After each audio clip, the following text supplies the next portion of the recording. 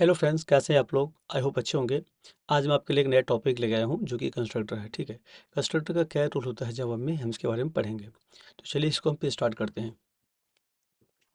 Okay, so constructor की definition अगर आप देखोगे तो in Java a constructor is a special method use to initialize object. It is called when an instance of a class is created and responsible for setting up the initial state of the object.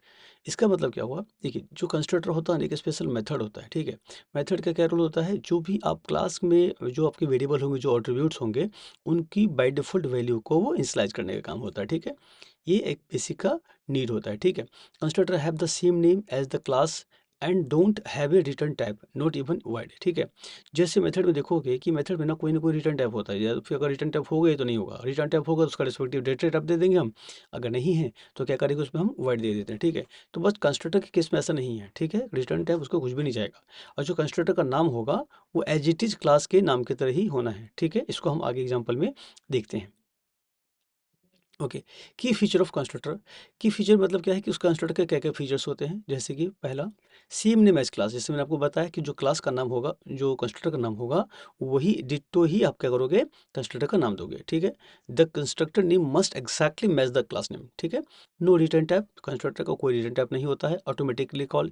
जैसे ही constructor को ना हमको जो method होता है, method को खुद call करना पड़ता है। ठीक है, बट क्या होता है, कंस्ट्रक्टर को हमको कॉल नहीं करना। ठीक, ऑटोमेटिकली कॉल कर लेगा। जैसे आप ऑब्जेक्ट बनाओगे जिस रिस्पेक्टिव कंस्ट्रक्टर के लिए, वो आपका एज इट इज कॉल हो जाता है। जैसे मान लीजिए बाय डिफॉल्ट कंस्ट्रक्टर खुद ही कॉल हो जाता है, या फिर ऐसा कंस्ट्रक्टर है जिसमें पैरामीटर पास होता है। जो आप ऑब्जेक्ट बनाओगे ना, तो उसके पैरामीटर जो भी नाम दोगे, वो क्या करेगा, अपने आप इसको कॉल कर लेगा। मतलब क्या है, ये ऑटोमेटिकली कॉल होना होता है। ठीक है, overloading. Java support constructor overloading, meaning A class can have more than one constructor each with the different parameters.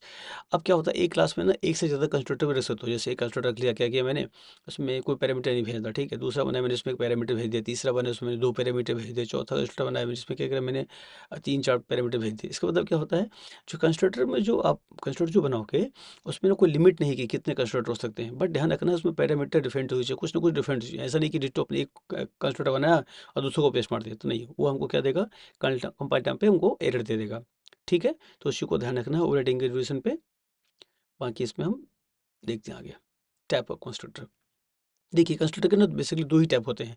एक होता है डिफ़ॉल्ट कंस्ट्रक्टर। डिफ़ॉल्ट कंस्ट्रक्टर का मतलब क्या हुआ कि आप उसमें कुछ पैरामीटर भेजोगे नहीं। उसमें क्या होगा, या तो दो चीज़ें होंगी, या तो क्या करेगा, उसमें ना हम जितने उसके एट्रीब्यूट्स होंगे उसको बाय डिफ़ॉल्ट कुछ वैल्यू दे देंगे। तो क्या करेगा, डिफ़ॉल्ट कंस्ट्रक्टर आपको इंस्टॉल होगा, और वो क्या करेगा, आपके हर एक एट्रीब्यूट के बिहाफ पे कुछ ना कुछ वैल्यू को इंस्टॉल कर देगा। ठीक है, जैसे डेफिनेशन में देखोगे आप कि provided by the Java compiler if no constructor are defined in the class. अगर मतलब क्या है उसका, अगर हम कोई क्लास में कंस्ट्रक्टर नहीं बनाते हैं कुछ भी, तो क्या करता है, जावा कमर कंपाइलर तो बाय डिफॉल्ट एक कंस्ट्रक्टर उसको दे देता है। ठीक है, if it has no parameter and initialize object field to their default value. ठीक है, इसका मतलब क्या होता है, जो भी उसके वेरिएबल्स होंगे, जो भी उसके फील्ड एट्रीब्यूट्स होते हैं, उसको बाय डिफॉल्ट क्या करता है, वैल्यू दे देता है। ठीक है, जैसे मान लीजिए आपने क्या किया, बूलियन ले रखा है, तो उसके लिए क्या होगा, फॉल्स चला जाएगा, है ना।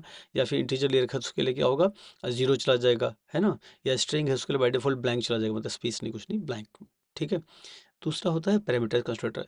पैरामीटर कंस्ट्रक्टर में क्या होगा, आप ना उसमें कुछ कुछ पैरामीटर भेजोगे। आप चाहे एक पैरामीटर भेजो, चाहे 10 पैरामीटर, कुछ भी भेजो, उसमें क्या होगा, उसके पैरामीटर में आप कुछ ना कुछ भेजोगे। आप ये समझ लो, उस पैरामीटर में भेजने का पर्पस क्या होगा, जो फील्ड या एट्रीब्यूट्स होते हैं, ये क्या करता है, उसको इनिशियलाइज करके रख देता है। ठीक है, मतलब कि इंटीजर अपने, अब कोई मान लीजिए आपके पास में ईयर का कोई डेटा है, तो मैंने क्या किया, बाय डिफॉल्ट 2020 कर दिया, है ना। जैसे एज होता है, तो मैंने कर दिया कि बाय डिफॉल्ट 1970। तो क्या हुआ, वो एक वैल्यू है जो कि बाय डिफॉल्ट उसको इंस्टॉल कर रहा है। ठीक है, चलिए इसको हम आगे देखते हैं। कंस्ट्रक्टर, कंस्ट्रक्टर का एग्जांपल आपको ऐसा इम्प्लीमेंटेशन देखिए इस तरह से होता है। ये एग्जैक्ट तो नहीं है, बट ये समझ लो कि मिलता जुलता ही है। ठीक है, इसमें क्या करेंगे हम, public class example class. Example class का मतलब क्या है मेरे, जो क्लास का नाम होगा आप वो लिखोगे। जैसे मतलब आप लिख दोगे स्टूडेंट, इसको लिख दोगे आप एम्प्लॉय, इसको लिख सकते हो कार, है ना। या फिर बॉक्स, कुछ भी लिख लो, आपको जो नीड है, जैसे यूजर इन्फो, यूजर डिटेल, है ना, login page, registered page, OTP page, कुछ भी आप ऐसा लिख सकते हो। ठीक है, उसके बाद क्या है, एग्जाम्पल में इसका कंस्ट्रक्टर है। ये कंस्ट्रक्टर किस टाइप का है, पैरामीटराइज कंस्ट्रक्टर। पैरामीटर कंस्ट्रक्टर हमें कैसे पता चला, क्योंकि इसमें मैंने दो पैरामीटर पास किए हुए हैं। पहला क्या है, पैरामीटर वन, दूसरा क्या है, पैरामीटर टू। पहला है इंटीजर टाइप का, दूसरा क्या है, स्ट्रिंग टाइप का। ठीक है, अब इनका कोई यूज होगा, हम उससे मतलब नहीं है, बट आपको मैं ये बताना चाह रहा हूँ, जो पैरामीटर कंस्ट्रक्टर होते हैं, उसमें आप इसको कैसे पास ऑन करोगे। ठीक है, कंस्ट्रक्टर की बॉडी है, कंस्ट्रक्टर में जो भी आपको इंस्टॉलेशन करना होगा आप वहाँ पर कर दोगे। ठीक है, उसके बाद डिफ़ॉल्ट कंस्ट्रक्टर मैंने क्या किया, फिलहाल यहाँ पे लिख दिया है। अगर मैं नहीं लिखूंगा इसमें तो क्या करेगा, जावा कंपाइलर खुद ही आपको क्रिएट कर देता है, ठीक है। इसमें क्या है, पब्लिक क्लास नेम जो पर मैंने देखा है आपको ना कि क्लास नेम ऊपर है, वही क्लास नेम आपको कंस्ट्रक्टर का नाम होना चाहिए, तो वही कर दिया इसने। और कंस्ट्रक्टर बॉडी है, इसमें क्या है, कुछ भी पास नहीं किया है।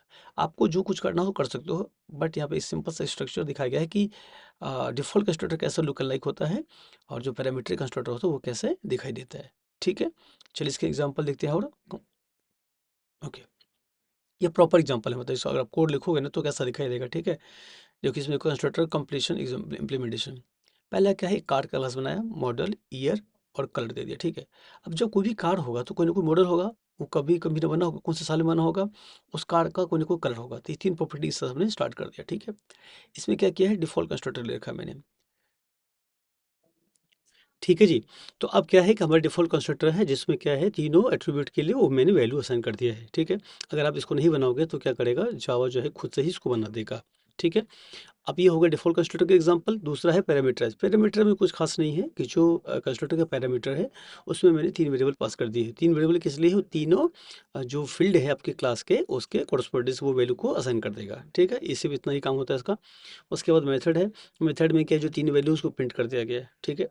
तो पैरामीटराइज़ कंस्ट्रक्टर और डिफ़ॉल्ट कंस्ट्रक्टर में यही डिफरेंस रहा है कि पैरामीटराइज़ कंस्ट्रक्टर में जो होगा हम उसको क्या नाम है पैरामीटर भेजेंगे और डिफ़ॉल्ट कंस्ट्रक्टर में कोई पैरामीटर नहीं जाएगा। चलिए इसको आगे देखते हैं। अब क्या एक एग्जांपल के लिए यहाँ पे देखो 2 ऑब्जेक्ट बनाए गए हैं, जैसे एक डिफ़ॉल्ट कंस्ट्रक्टर होगा इसमें और दूसरा होगा पैरामीटराइज़ कंस्ट्रक्टर, ठीक है। इसमें क्या करोगे, सिंपल है कि आप इसको क्या नाम है, जैसे पहले वाले को उसने ऑब्जेक्ट क्रिएट किया तो क्या किया मैंने, उसके बाद फिर इसको डिस्प्ले इन्फो कर दिया। डिस्प्ले इन्फो की जो उसमें अगर मैंने जो कोई पैरामीटर नहीं भेजा तो उसको उसमें क्या उसने वैल्यू उठाया है, ठीक है। तो ये उसके लिए हो गया। दूसरा हो गया जिसके लिए मैंने पैरामीटराइज़ कंस्ट्रक्टर में डेटा दिया है, ठीक है। तो दोनों के लिए बेसिकली यही डिफरेंट रहा है कि उसको कुछ ना कुछ बाय डिफ़ॉल्ट वैल्यू वहाँ पहले से मिल गया है, यहाँ पे मैंने उसको बाय डिफ़ॉल्ट वैल्यू यहाँ पे दिया है बस, और कोई डिफरेंस दोनों में नहीं है, ठीक है। तो मेजर जो जॉब वर्क था कंस्ट्रक्टर का कि जैसे ही कोई क्लास होगा उसमें एक नई कंस्ट्रक्टर होगा ही, ठीक है।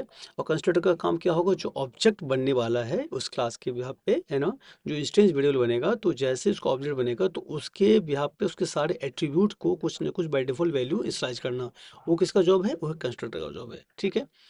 अब वो चीज़ें हैं, या तो उसको डिफ़ॉल्ट से आप वैल्यू इंस्टॉल कर लोगे या फिर आप उसको वैल्यू को खुद से दोगे। So constructor is all about this, ठीक है।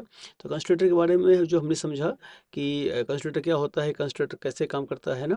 तो आई होप आपको चीज़ें समझ में आ गई हैं। अगर आपको कोई चीज़ में डाउट है तो प्लीज़ इसको 1-2 बार रिमाइंड करके देखिए। आई होप आपको चीज़ें क्लियर हो जाएंगी। अगर फिर भी नहीं होता है प्लीज़ कमेंट कीजिए, मैं आपको वहाँ पे इसका आंसर दूंगा, ठीक है जी। थैंक यू फ्रेंड्स, वीडियो को यहाँ तक देखने के लिए। आई होप कि वीडियो आपको अच्छा लगा होगा। मैं आपसे रिक्वेस्ट करना चाहता हूँ, प्लीज़ वीडियो को लाइक कीजिए, वीडियो पे कमेंट कीजिए एंड अपने फ्रेंड्स के साथ इसको शेयर कर दीजिए। एंड यस, वीडियो को सब्सक्राइब करना मत भूलिएगा, खुद भी करिए और अपने फ्रेंड्स के भी सब्सक्राइब करवाइएगा, ठीक है।